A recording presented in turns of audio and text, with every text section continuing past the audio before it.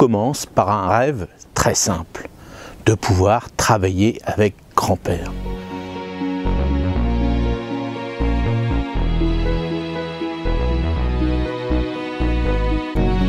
Le voir cultiver ses légumes, de gratouiller la terre, de semer, de récolter, de manger tout ça, moi avec mes yeux d'enfant de 5 ans, le voir faire tout ça dans son jardin, le voir se sentir bien dans sa peau, bien dans sa tête, de réfléchir comment il fallait qu'il fasse. Et tous les ans, c'était la même chose. Il avait tout programmé. Il fallait faire comme ça au mois de janvier, février, mars. Et moi, ça me passionnait.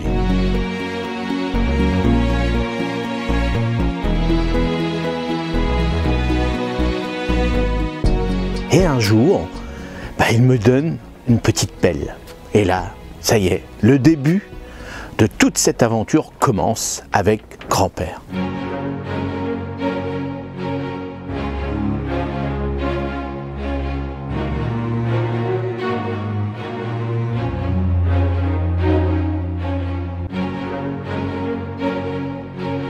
Grand-père m'a appris à semer, planter, désherber, cultiver, regarder, être patient. Et tout ça, ça m'a mis dans une joie immense. Et c'est ça que je voulais faire. Je voulais créer quelque chose parmi tout ça, grâce à cette terre qui est tellement généreuse.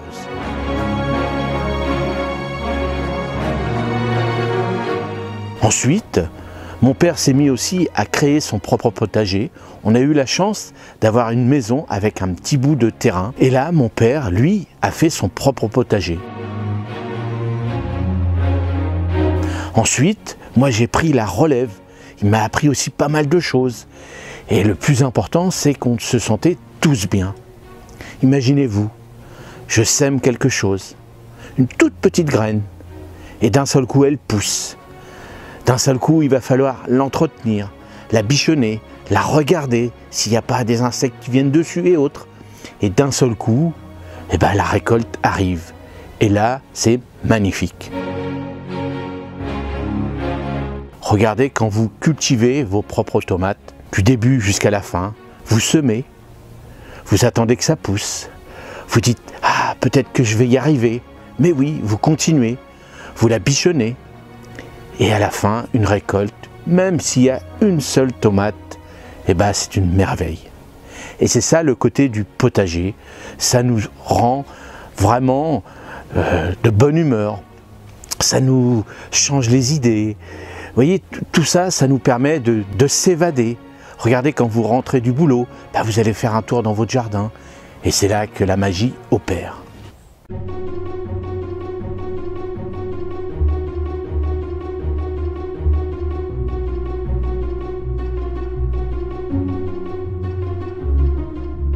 Vous vous souvenez de grand-mère? De toutes ces petites recettes, de ces petites astuces?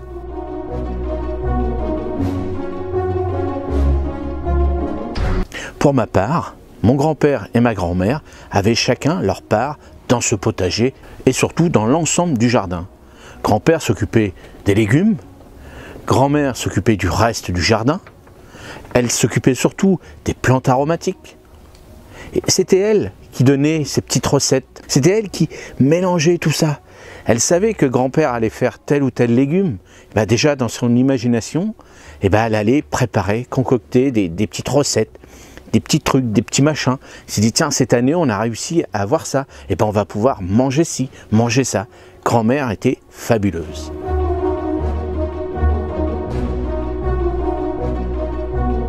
Rappelez-vous de cette recette. En hiver, ma grand-mère faisait la recette du poulet au thym. Le thym est très très bon dès lors que vous êtes un peu pris par le rhume et autres. Tout ça, c'était concocté par ma grand-mère. Elle savait que quand on avait ci ou ça, elle allait dans son jardin, cueillir un petit truc. Allez ici, allez là.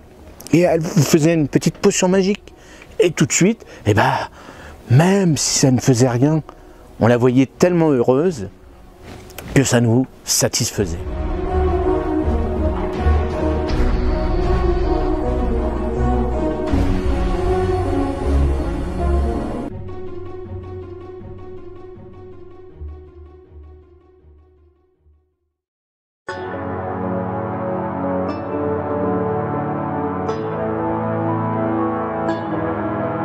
Pour ma part, au fil du temps, j'ai grandi avec tous ces souvenirs.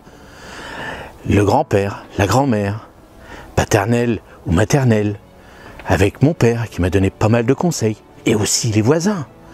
On écoutait, on regardait. On avait la chance d'être dans un quartier où tout le monde produisait ses légumes.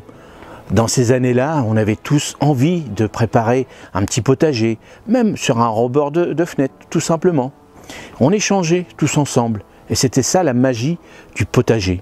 Pour ma part, le potager m'a déstressé, m'a donné la joie de vivre, m'a fait réfléchir aussi, de partir d'une simple graine et d'avoir quelque chose après.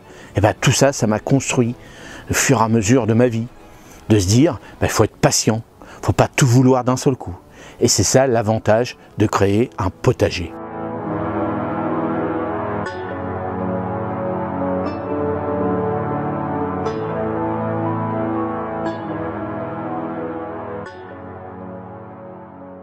Votre potager vous déstresse, vous apporte de la joie, vous change les idées par rapport à votre travail ou votre famille.